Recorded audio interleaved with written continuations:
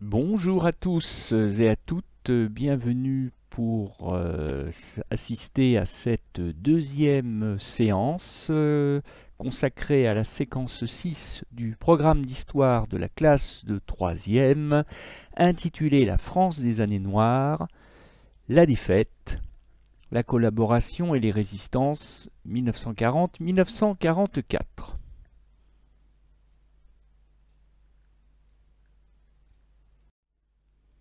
Après avoir planté le décor spatial lors de la dernière séance, nous allons aujourd'hui continuer à planter le décor de cette France des années noires, mais cette fois-ci sur le plan chronologique, puisque je vais maintenant vous présenter les principaux temps forts, ou du moins quelques-uns, les temps forts essentiels que vous devez maîtriser en fin de classe de 3e en vue de l'examen du brevet. Grand B, donc, la France des années noires, 1940-1944, les temps forts, et donc la problématique, elle est sans surprise, quels sont les événements marquants, les ruptures chronologiques, les personnages clés de la France, de ces tristement célèbres années noires de l'occupation entre 1940 et 1944.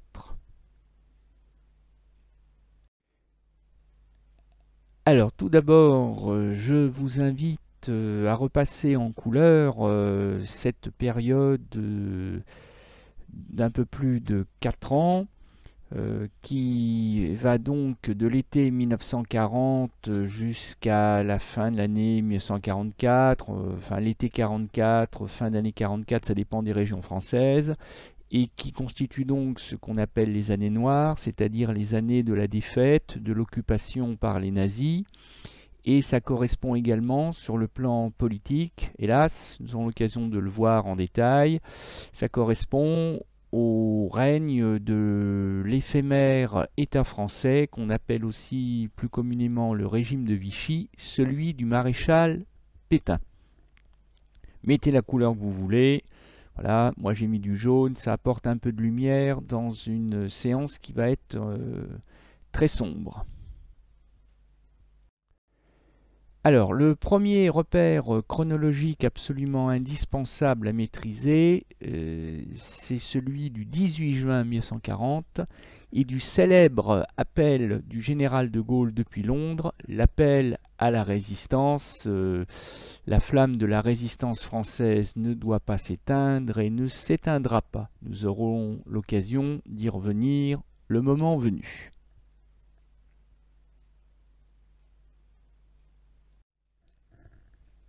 Quelques jours après, alors que la défaite de la France, la défaite sur le plan militaire est véritablement consommée, le 22 juin 1940, la France signe l'humiliant armistice de Rotonde. Oui, oui, j'ai bien dit l'armistice de Rotonde, mais pas celui du 11 novembre 1918, celui du 22 juin 1940, sur les lieux mêmes de l'armistice de la Première Guerre mondiale. C'est pas un hasard, je vous expliquerai pourquoi le moment venu. Eh bien, Hitler impose à la France des conditions très dures que nous étudierons, mais qui sont absolument non négociables. Armistice de Rotonde imposé par Hitler à la France vaincue. Et ça marque évidemment le début de l'occupation de la France, ou du moins d'une grande partie du territoire français, par l'Allemagne nazie.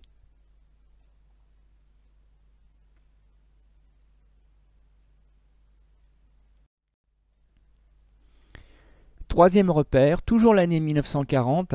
Oui, l'année 1940 est une sacrée rupture chronologique dans notre histoire nationale. Les événements se bousculent les uns les autres.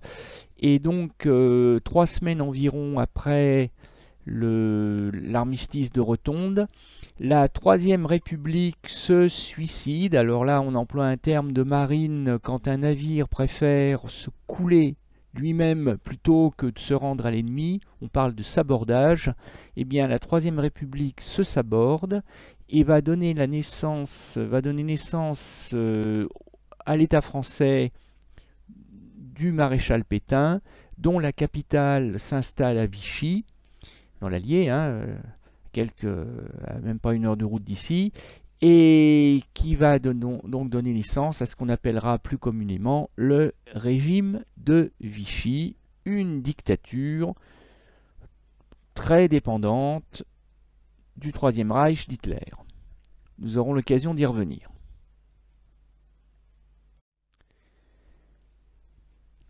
Quatrième repère chronologique, toujours l'année 1940, le 24 octobre cette fois-ci. Cette photographie va faire le tour de France, hein, puisqu'elle n'est pas anodine, elle montre le tout nouveau chef de l'État français, hein, du régime de Vichy, le maréchal Pétain, à gauche, qui serre la main d'Adolf Hitler, qui est en déplacement dans le territoire français occupé à l'époque. Et donc, on pourrait croire, mais vous le verrez, on l'étudiera le moment venu, ça serait une fausse impression. On pourrait croire que la paix est, pour ainsi dire, signée entre l'ancien vaincu, entre le vaincu et le vainqueur de l'été 1940, puisqu'il n'y a que quelques mois seulement qui se sont écoulés depuis l'armistice de Rotonde. Pétain a même peut-être l'ambition ou l'espoir de traiter d'égal à égal avec Hitler, comme semble l'indiquer la photo, hein, où les deux hommes sont yeux dans les yeux, mais vous verrez que en réalité, celui qui mène le jeu, c'est Hitler, et que Pétain n'a absolument pas la moindre marge de négociation vis-à-vis du Führer. Alors cette poignée de main a d'ailleurs une signification assez lourde de sens, puisque traditionnellement on considère qu'elle met en place ce qu'on appellera la collaboration d'État entre le régime de Vichy et le Troisième Reich d'Hitler. Et vous verrez que là, on sera dans les pages les moins glorieuses de l'histoire de France. Nous aurons l'occasion de revenir sur ce que signifie cette trop fameuse collaboration d'État.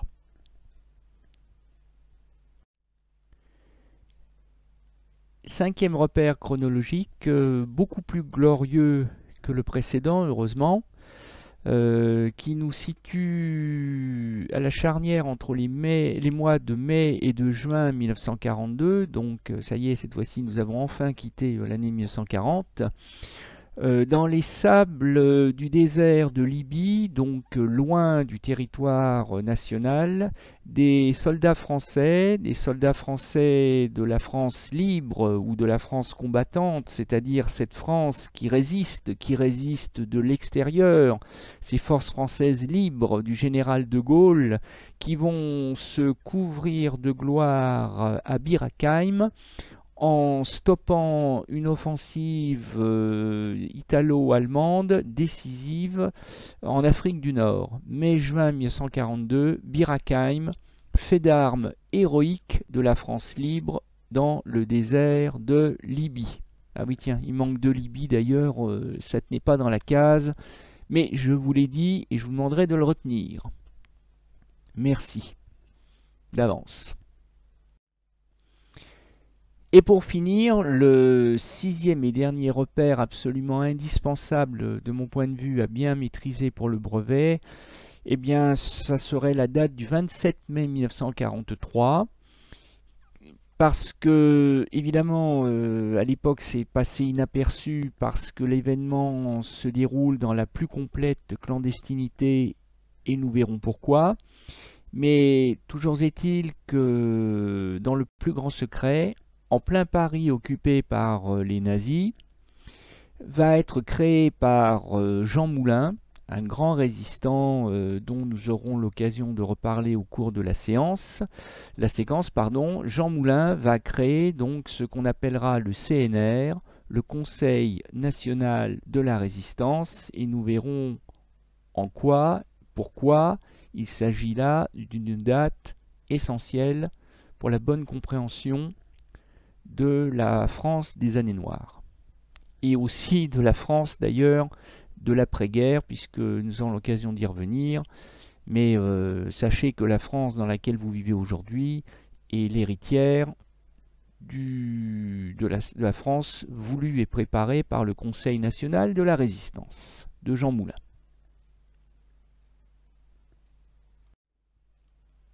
Après avoir présenté les 6 dates majeures de la séquence, il est temps de passer aux personnages qui ont eux-mêmes joué un rôle fondamental dans cette France des années 1940 et 1944. Et force est de constater qu'on est bien obligé de commencer par évoquer la figure du maréchal Philippe Pétain, que nous avons quitté couvert de gloire à la fin de la séquence 1 consacrée à la Première Guerre mondiale, puisque, rappelez-vous, Philippe Pétain, c'est cet homme qui a conduit les premiers jours de la bataille de Verdun et qui a empêché les Allemands, entre février et mars, qui les a empêchés de percer à Verdun et de remporter la guerre. Donc Philippe Pétain en a profité pour devenir indispensable dans le commandement de l'armée française et pour devenir général en chef du front occidental à la fin de la guerre. Donc il s'est couvert de gloire pendant la Première Guerre mondiale, mais là vous verrez qu'il va se couvrir de honte et qu'il va surtout couvrir la France de honte sous l'occupation en tant que chef de l'État français, parce que depuis sa capitale Vichy, il va mener de 1940 à 1944 une odieuse politique de collaboration d'État avec Hitler, politique de collaboration d'État sur laquelle nous aurons l'occasion de revenir au cours de la séquence. Et quand on évoque la France de la défaite, de l'occupation, de la collaboration d'État, eh bien on est obligé aussi d'évoquer Pierre Laval, qui est un homme politique de premier plan de la Troisième République, qui fut même un temps président du Conseil, chef du gouvernement dans les années 30, mais qui va rester dans l'histoire de France comme le collabo numéro 1, littéralement, comme le collaborateur au moins le plus sincère et le plus zélé des nazis.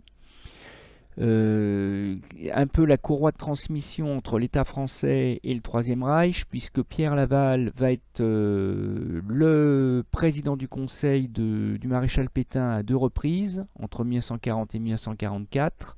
Il va être le plus chaud partisan et le plus chaud artisan de la collaboration avec le Troisième Reich, et ça lui vaudra d'ailleurs à la Libération, à la fin de la guerre, d'être fusillé comme le traître qu'il était finalement à la Libération. Curieux parcours pour cet homme qui avait commencé sa carrière à l'extrême gauche, qui avait commencé sa carrière comme avocat communiste, hein, il s'en cachait pas, et qui est basculé de l'extrême gauche à l'extrême droite.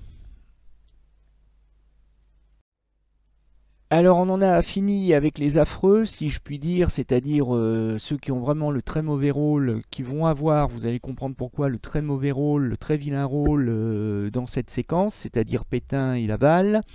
Et nous allons essayer de rétablir un peu l'équilibre avec cette fois-ci, j'ose pas dire des gentils, mais des personnages beaucoup plus positifs et qui vont avoir à cœur de laver l'honneur national souillé par Pétain et Laval.